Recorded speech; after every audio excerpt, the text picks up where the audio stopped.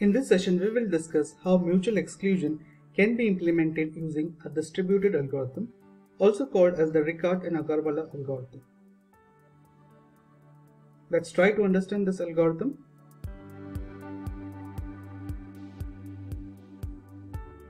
Now, in the distributed algorithm, when a process wants to enter a critical region, it will build up a message.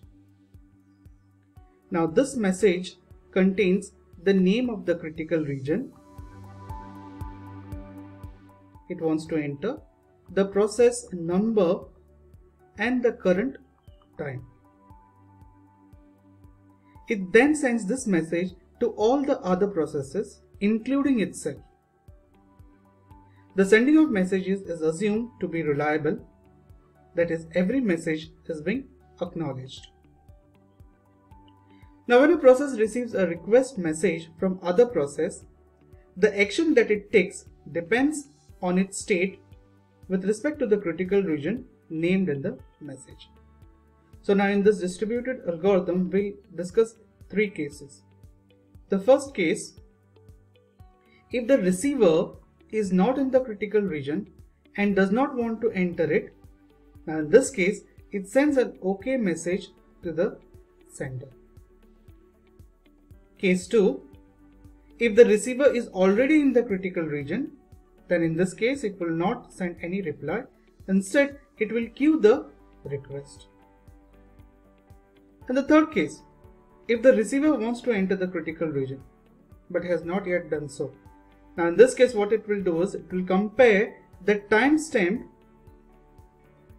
of the incoming message with the one contained in the message that it has sent to everyone. Now the one with the lowest timestamp wins. If the incoming message, that is the timestamp of the incoming message, is lower than the receiver, then it sends an OK message. If its own message has a lower timestamp, then the receiver will queue the incoming request and will respond nothing. We will try and see with the help of an example how this algorithm works. Now here we have three processes, process 0, process 1 and process 2. Each process is having its own queue. Now at the beginning, process 0 sends a request to all the other processes. As I have told in the beginning, it will send the message to itself also. So it sends a message to process 0, process 1 and process 2. Now in this case, the timestamp is 8. At the same time, even process 2 sends a message to all the other processes. So we can see over here, process 2 is sending a message to itself that wants to enter the critical region. It sends a message to 0 and sends a message to 1 with the timestamp as 12.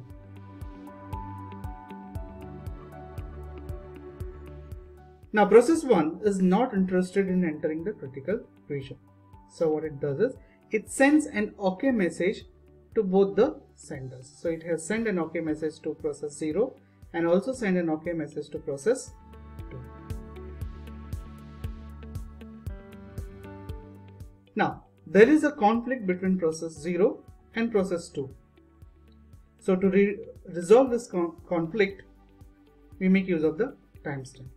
The one with the low timestamp will always win.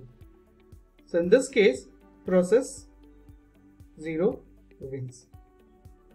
So process 2 sees that it has lost, so it grants permission to 0 by sending an OK message to 0.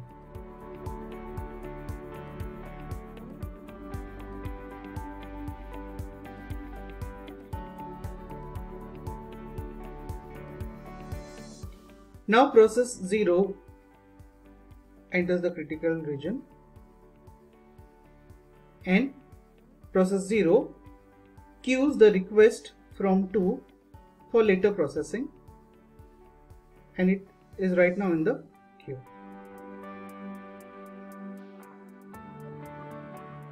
Now let us assume that process 0 has finished and wants to exit the critical section.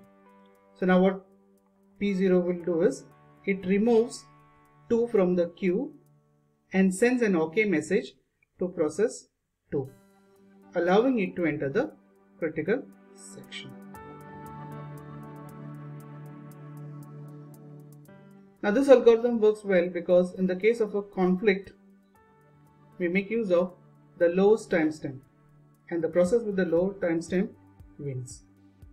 And everyone agrees the ordering of timestamp in this algorithm. So very obvious that mutual exclusion is guaranteed in this algorithm without any kind of deadlock or starvation, because all the processes get a chance to enter the critical region. The number of messages that are required per entry is now 2n-1, where the total number of processes in the system is n. And in this case, as compared to the centralized algorithm, we do not have single point of failure. But there are some issues with this algorithm. The first issue with this algorithm is there is no single point of failure. That is, when we compare it with the centralized algorithm, the single point of failure has been replaced by n points of failures. In centralized algorithm, there was only one coordinator, but here messages are sent across to n number of processes. If any process crashes, in that case, it won't respond to the request. So the silence of this process may be interpreted incorrectly. So it might be interpreted as denial of permission. So if it is denial of permission, then it will block the subsequent attempt by all the processes that want to enter the critical region. Now, since the probability of one of the n processes failing is n times large as compared to a single coordinator failing, what we have managed to do over here is we have managed to replace a poor algorithm with one that is n times worse and requires much more network traffic to boot. So what is the solution for this? Now the solution to this problem is, when a request comes in, the receiver always sends a reply either granting or denying the permission. Whenever either a request or a reply is lost, the sender times out and will keep trying until either a reply comes back or the sender concludes that the destination is there. After a request is denied, the sender should block waiting for a subsequent OK message. So this is the solution to problem 1. Another problem is, we have already discussed about group communication. A group communication primitive can be used for each process, or each process must maintain the group membership list itself, including the process entering the group, leaving the group, and crashing. Now this method will work best with small groups of processes that never change their memberships. Now some minor improvements can be made to this algorithm. We can modify this algorithm, that is to allow a process to enter a critical region when it has collected permission from a simple majority of other processes rather than taking permission from all the processes. So this way, this particular algorithm can be improved.